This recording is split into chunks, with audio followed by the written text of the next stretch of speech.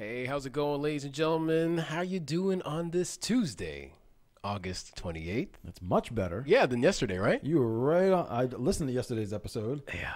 It was good. Yeah. You came back nicely, but, today is... Stumbled out of the blocks. You're on point today. Thank you. Thank you. You're too kind, my friend. Well, Too kind. Yeah. How you guys doing out there? You guys good? Your day's going good? Very hot day today. Very humid. Yes. Sweating, just breathing. I'm dying right now. Bro, it's crazy. But you know what, man? We'll take it because someone posted up something today about winter. I was like, come on, it's too soon. To that person. Yeah, that person's dead. Yeah. Thank you, everybody, for tuning in to another episode of Talking Trends. If this is your first time, or if not, we're just still going to run down how the show works. Myself and Tony find interesting news articles from across the globe and bring them to the comforts of your home. Excuse me. There you go. Yeah. Hello, Tuesday. And unlike a lot of podcasts, this is live. So, I mean, As you can see. Yeah, as you can see and hear. So, of course, everybody in the chat, we would like to hear your comments, opinions, and thoughts on the stories that we're going to be covering today. Yeah. And you may be wondering what those stories may be. Oh, we wondered. Well, When do you fill us in? I got you. First off, North America, it's getting its first sex brothel, Super excited. and it's going to be in Toronto. Sex doll. And it's a sex doll brothel. Yeah, you said sex brothel. I know. I'm sure I was leading them on, Tony. Okay, my bad. Man, can I work here? No. Can I do my work? We shouldn't do this live anymore. No, I It's a know. bad It's idea. horrible. Where's it at now? What'd you say? Toronto. Aren't you going somewhere? Listen. Where are you going next week? I'm pretty sure you're going to Toronto. And you're not taking anything but a duffel bag. Some suspicious activity going on. Well, listen, I don't have enough money to bring extra baggage on the planes. We'll talk about Because for our second story, Tony's going to talk about the upcoming fees that are going to be charged from WestJet, Air Canada, a bunch of airlines that are raising the fees. Super pissed about this. Yeah, this I'm not proud of this. You don't check bags. No, well, definitely not anymore. I don't blame you. Up next, a feel good story. Yeah. JJ Watt, responsible now Man, yeah. for millions of meals being served. Over 600 homes were being built when the hurricane hit Houston, Texas last year. Yeah. So shouts out to him. He does a lot. He does. Good for him. And finally, Demi Lovato's drug dealer comes out. I love this. You always wanted to know what the story behind the story is. Mm-hmm. We got it. Fair enough. Yeah. And before we get today's show started, we'd like to wish everybody out there celebrating a birthday. Happy birthday to you guys. Yeah, shouts out. Yeah, and Enjoy it. enjoy it. Whatever you do. Yeah. Do it safely, but enjoy. And of course, we'd like to wish our celebrity friends a happy birthday. And today, celebrating a birthday would be one Jack Black. Funny man, 49. Yes. Yeah. Happy birthday to Jason Priestley. 90210 for all you old cats out there. Also 49 years old. Hey. Jason's getting up there. And baby girl. Happy birthday to Shania Twain. Oh, he's so good looking. 53 years old. And a Canadian, as Jason is as well. There you So, go. yeah, it's all Canadians except for Jack. But anyway. All right. Good Here to we go. Let's take a little swim in the deep end. Shall we? Let's. I can't wait. This is good. But I bet it is good. Yeah. Oh, yeah. Anyway, so a sex doll brothel is set to be open in Toronto. Stop rubbing your hands together. I love it. Gross. Give me more. So a brothel Yeah. is set to be open in Toronto's North End, but the sex workers, again, they won't be real women. They'll be high-tech sex dolls made of silicone. Aura Dolls is launching what it claims to be the first sex doll brothel in North America. Shouts out Toronto for doing your thing, stepping on up. Putting it down. There you go. September 8th, it's going to open Yonge Street near Shepherd Avenue, which also houses a nail salon and a massage parlor and dry cleaner nearby, just in case. Well, they go hand in hand. You know. That makes sense. Get your shit down. So we operate similar to a brothel where guests come in and they have their own room. Said marketing director Claire Lee. We have a TV monitor that plays adult entertainment, and a doll will be ready and waiting for you in your room.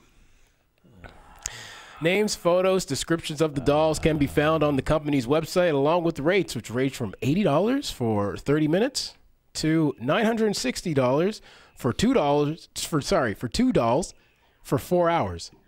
What? Yeah. That seems really high. Hey, man. Orgy. Jesus. It costs money, baby. They put their payment down on the counter and they go straight to their room. Lee said they'll probably not bump into one single person, so you don't have to worry about embarrassment. Oh, yeah. Good. Right? Good. Apparently, they won't have any staff there, just a camera. The payment is taken at the beginning. You go into the room, do your time, and you just leave. Oh, so there's nobody there. I guess, yeah. Well, you don't want judging eyes. Well, what if you walk out with the doll? Well, there's cameras there. Okay, so there must be someone in a room somewhere where, just in case you pick up some dirtbag just watching the cameras. Yeah. Eating chicken back. Yeah. The company also encourages the use of lube, condoms, and said the dolls will be, of course, cleaned after each customer using a 3-step routine to get them as clean as possible. Dude, as possible? No. So many things wrong with this right out of the gate, man. Well, it's funny. The owners of this business want to remain anonymous. I bet. But Lee said they got the idea to start the business after visiting Japan. Of course. All right. Shouts out. While it's believed to be the first kind in Canada, sex doll brothels have opened elsewhere in the world, including Europe, where people have raised concerns over dehumanization and the objectification of women. At the end, it's just a doll, said Lee. Yeah. I see it more as a way of men fulfilling their fantasies. We try to focus on the fact, since we have the service for men that have these dark, violent fantasies, instead of putting out the urge to act aggressively, they can do something like this, which is safe for everyone. Right. So the dolls last about 6 months, and customers can do whatever they want with them within reason, and nothing disturbing or violent. All right. Jesus Christ. How many? Listen, if I'm going to Toronto this weekend. Oh yeah, you are. Oh yeah, you are. Coincidentally. Wait a minute now. This weekend? Yeah, this weekend. weekend. It doesn't open to the 8th. Yeah. Yes. You're going for the early the early opening. You don't know about that opening. The soft launch. Yeah. Actually, the hard launch. I don't even. Hello. This is gross. Oh, this is disgusting. So many things wrong with this thing. So, if I was going, let's just say hypothetically, of course. Right. I want to be the first person in. I don't want to be 7 weeks in. You don't want that sloppy second. I don't want. Or 302nd. Yeah. You don't want to be that person. Man, I'm like, look at the anus on this thing. It's been abused. Anyways, I want to be the first one in that. Yeah, I'm like, let Daddy-O in there. Kara says the only reason I think it's great is because maybe it can stop the men who can't control their urges. So I see some benefit there. That's what I said. Yeah. I said, and I mean, those individuals who maybe get a little too violent with women, perhaps they can, again, as one of the person said in the story, they can take their aggression out on these sex dolls and hopefully prevent a sex worker from ultimately getting hurt, or, I mean, actually ultimately maybe preventing a death. Yeah, but how do the sex workers feel, though, man? That's money. Now they ain't making that money. I mean, now you got to compete. Now you got to step the game up. You gotta lower the prices. You gotta step your game up, man. Oh my God. Well, you know what? It's not bad in that sense. I feel you on that, because it's kind of like, it's a safer, way to go. Girls are not in harm's way. Yeah. But at the same time, from a health standpoint, this is clean though. Well, yeah. Okay. Who's cleaning it, bro? Who's going in there every time and hosing these things down? And I mean, who's doing that, and to what level are they doing it? That's probably why they recommend you better wear a condom. Yeah, because I mean, who knows? I mean, well, they said it's recommended that you do wear a condom and have some lube, but I mean, some guys are just gonna go in there just dry, dude. Oh, it's so bad for so many reasons. It's so bad. Yeah, I don't know who gets the great job of cleaning them. They better pay very well for doing that.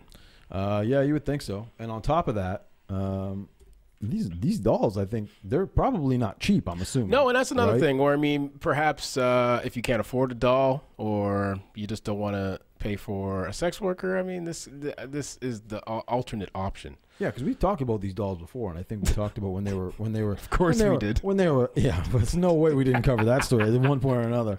But I think they were, when we were talking about, they're pretty expensive. They were up in like the thousands of dollars. Yeah, a few $1,000s. There's no joke there.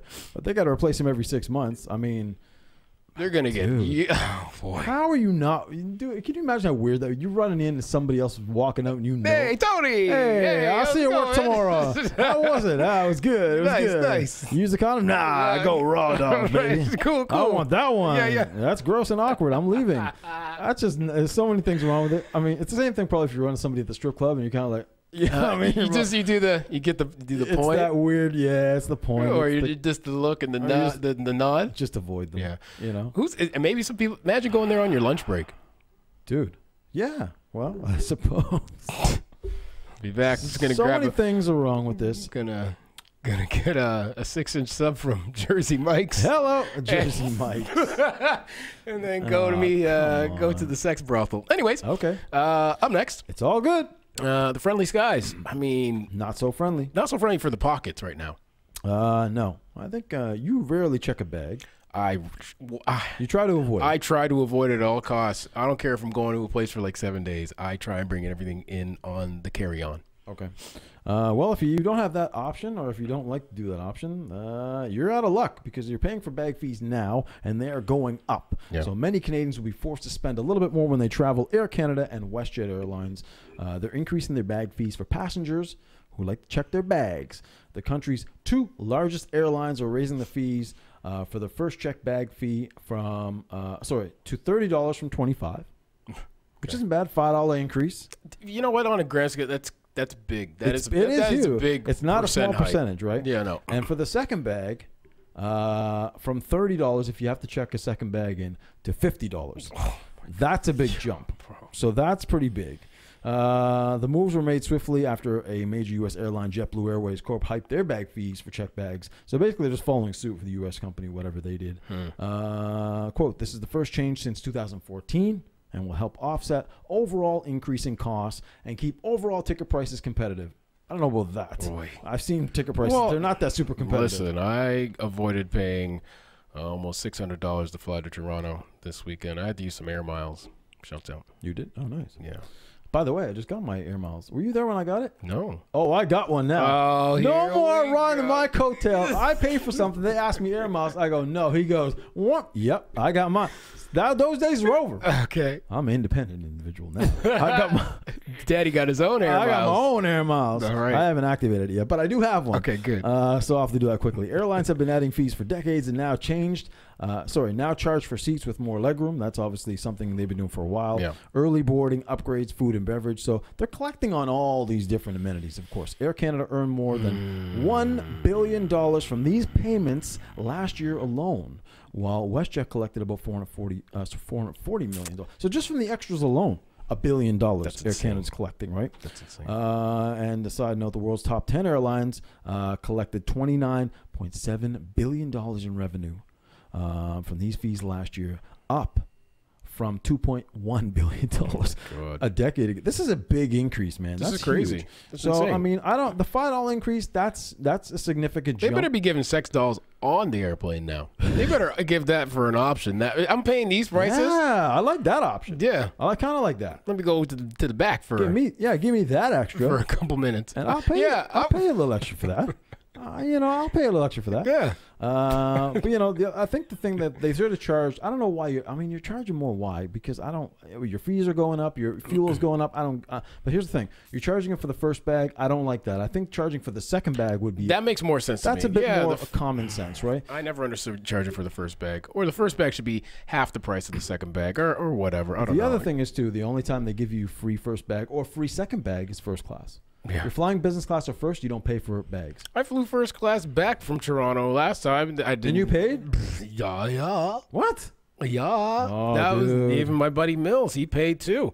You fly Air Canada? We fly Porter.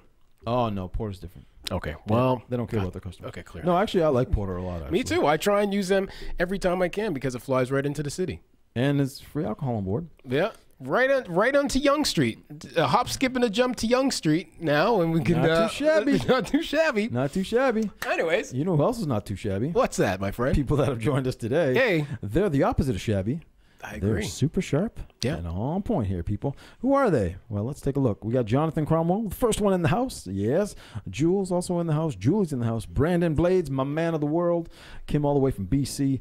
Carrie's in the house as well. Ian's in the house. We also have Jared De Leon. Sorry. And they also said this is the first time they've been able to catch a show. Awesome, awesome, awesome. Hey. We also have Kathy's in the house who's doing a donation tomorrow for the school drive, which is awesome. Yes. I will see you tomorrow, Kathy. Really appreciate that. Steph and Patricia also in the house today. And we're doing a little early. You have somewhere to be, so that's why we're on here a little bit early. Much appreciated. Thank you. Thank you guys for tuning in. We really do appreciate it. Much appreciated. Honestly. It helps me sleep at night. Yes, it does. It does. Up next, running the second half of the show, JJ Watts. 600 homes have been repaired, 26 million meals served, and thousands helped through JJ Watts Relief Fund. He's the man. Hurricane Harvey, which struck Houston on the morning of August 26, quickly became the most deadly and costly hurricane in American history after inflicting nearly $200 billion in damages. Wow. They should probably get the airlines to pay for some of that. They're making the money. Yeah. Open up a couple sex doll brothels. Yeah, seriously. Yeah. Taking an estimated 88 lives as well. During one of Houston's worst disasters, J.J. Watt was a shining light after raising $41.6 million for victims affected by Hurricane Harvey. Hello. His initial goal was $200,000. So he crushed that. Just a little bit. But he continued to gain more and more donations, allowing him to make that goal even higher. Nice. More than rebuilding homes, Watt's donations made an impact of the Houston Food Bank and Feeding America. Who both struggled to keep up with the high meal demands. After relief funds, an estimated 26 million meals were served. Despite several injuries, including one that denied him the ability to walk, Watt found his own way to help Houston, a city that was much need for a football player. Yeah. Much need more than a football player. More. Anyways, he found a way not only to inspire others, but to inspire himself. So, yeah. JJ's the man. He's always been that guy in Texas that stepped up and did a lot more than what was required. And I think I like that, man. I like athletes that step up. People that have the extra income to step up and do those kind of things. And just use their platform, man. Yeah, that's the biggest thing. Is just like, you know what? Even if you don't want to use your own money and you're a millionaire, the least I think you can do is use your platform. At the very least. To raise awareness. Absolutely. And this is great. I like to hear stories about this one. Again, just before the show, we were talking about Beckham. Yes. Getting signed for, oh my God, $96 million. Odell Beckham Jr., yeah. Yeah, so getting signed for $96 million. Yep. You hear these contracts, you're like, oh my God. Like, I mean, do what you want to do with your money. I'm never counting on another person's pockets, but I mean, it's your money. Again, I would love if more athletes, celebrities would use their platform to help others in need, and maybe the country, America, Canada, everywhere would be a better place if more people did so. Yeah, use your notoriety because you have it, and it costs you nothing to use that. Exactly. Like, you're a popular celebrity, it costs you nothing to get out there and raise awareness, right, virtually. And then if you want to put some money in, hey, you got money, you got a lot of money. Like, exactly. You know, a lot of these guys can't spend that money in a lifetime. No. So, you know, help your family, help your friends, but then, you know, help others. Exactly. That need it. Exactly. So shouts out to the JJ Watts, the man, always giving back. Exactly. I like that. I like that. I like that. And finally, wrapping up today's stories, I guess a man who is giving back, but in well, the area of drugs. Yeah, not the most positive light. No, not in the most positive light. And poor Demi Lovato can't seem to catch a break. As you guys know, we reported Demi Lovato last month. OD'd in her home, was found and was in the hospital trying to recover. And on top of that, we just found out, I think 2 days ago, that her house, as she was in rehab, which she is in now, got broken into, which is another bad sign. That's crazy. And now her alleged drug dealer has stepped out here and give us some information on what the woman was consuming, man. So a guy named Brandon Johnson, who claims to be Demi Lovato's former drug dealer, spoke out about his relationship with the singer and went into detail about the history and memory of the night that she suffered the overdose. Johnson, who has been arrested in the past for gun possession, cocaine possession, and driving under the influence. Sounds like a beautiful individual. I know. I got to put that in there. Yeah. Speaks nervously on video and reveals the sort of things, if true, would almost certainly be referenced to when he's arrested for crimes related to Lovato's overdose. He claims that he supplied the drugs that led her to her eventual overdose, but pleads ignorance, of course, when asked whether he knew it was laced with fentanyl. Quote, I disclosed to her that these are not pharmaceuticals. They're aftermarket pills. They're much stronger, he says. Quote also, it was unfortunate what happened. I'm not here to hurt anybody. I care for her very much. But here's a big bag of Coke. Here you go. And I don't know where this came from, but yeah, put it up your nose. I don't know where this came from, but I'll check with you in a couple of hours. Yeah. Maybe it'll be still alive, and I'll give you some more. Okay. He says, when I was with her, she was fine the whole time. She fell asleep. It happens all the time. We hang out, we do whatever we need to do, and then she ends up passing out. It was already like 7 o'clock, 8 o'clock. She passed out. I left her as I normally do. So what a gentleman. A stand-up guy. He's a stand-up dude. She passes out. Looking out for her. I leave her. That's what we always do. That's what you got to do. I find her tomorrow. She pays me for another bag. Listen, when your friends pass out drunk, high on drugs, the best thing to do, ladies and gentlemen, is to leave that person alone, face down, preferably. Well, you know, he's a stand-up drug dealer. Yes, there's some bad ones out there. He's one of the fine ones. Yeah, he's one of the best ones. Yeah. So when asked whether or not the incident has opened his eyes, Johnson once again tries to present himself as blameless, saying, "It definitely opened my eyes to the danger of these drugs. They're fun, but in the wrong hands, they can be harmful. I hate to hurt anybody. I'm not trying to hurt my friend. I hope she comes out better than she was, so she can buy more." Exactly. Yeah, I was waiting for you to. I was like, if you don't say so full of crap, it's unbelievable. To hell with this guy, man. Anyway, so unfortunately, some bad luck for her. She is in recovery, and someone else who just jumped into recovery, Mel B. Oh, really? From the Spice Girls, who recently announced that she is also entering rehab for alcohol addiction and sex addiction. Oh. Yeah. Hey, Mel B, I heard that they're opening this sex brothel up in Toronto next week. How do you feel about sex dolls? How do you like them apples? Okay. I like it. So anyway, both of them in rehab now. Hopefully Demi comes out. She's young. She's had some ups and downs in her life. And, you know. You just need to get out of Hollywood. You know what? I think people can work when they reach a certain level. I think people can still work in a comfortable place, and not as a crazy places like L.A. or Hollywood or New York. You can do, like, I don't know. I still think you can get work. I think so too. You don't physically have to be there. This is a day and age of technology where you don't physically have to be. Yeah. You know, everything can be. If you got to go in and do it, you fly in. Yeah, and I get maybe the convenience because a lot of stuff is probably shot in L.A. Blah blah blah. But I mean, you got to get away from some of these people, man. Yeah, but here's the other side too. We talk about the entourage and the people that surround these celebrities. This is a prime example. Yeah. Right? Now, she chose to cut out some of these people out of her life, and that's the reason why a lot of these people say, listen, that's why she went down that road. She cut out her sponsor. She cut out people that were watching out for her. Yeah. But you know what? You got to take care of the people you're around. You're part of that inner circle. I don't know, man. It all has to do with, there's a lot of people, successful people in Hollywood that don't go down this road. Yeah. Right? That's true. So just, you know, help your people. Yeah, exactly. You know, and get the fuck out of Hollywood. And if I was one of those, the entourage, let's say, for instance, I want to continue to get paid. So it's in my best interest to look out for the well-being of this person. True. And Demi's career right now, she was in the drink. She was gone. Yeah. At 16, she was in rehab and going through all kinds of crap. She made a huge comeback, similar to Britney, who was shaving her head and doing all kinds of. I mean, now at top of their game, making more money than they ever imagined, more success than they've ever had. Yeah. And it's unfortunate those things still haunt you. Once you're an addict, you always need to make sure that you realize that, and that, you know, you have to watch it all the time. Well, exactly. It's literally, you have to take it one day at a time. Yeah. And yeah, I mean, you need the right people in your corner ultimately. So have a drug dealer that cares for you. Apparently. Yeah. Seriously. Jesus Christ. Anyways, speaking of caring for people, hey, you're doing a little something to care for people. Of course. Yeah. Finally wrapping up today's show. If you guys didn't know, put together this little initiative called Supplies for School, where I'm raising some money. Yeah. To get supplies for school. Yeah. Or we'll just be getting, you know, the paper, the basic supplies for those people in need to get the basic school supplies. Yes. So again, you can head over to bit.ly/supplies for school. Okay. That's bit.ly. Yep. Supplies for School, or hopefully you can search it, Supplies for School, on GoFundMe.com. And don't worry, ladies and gentlemen, I will update that account and show you where the money is going.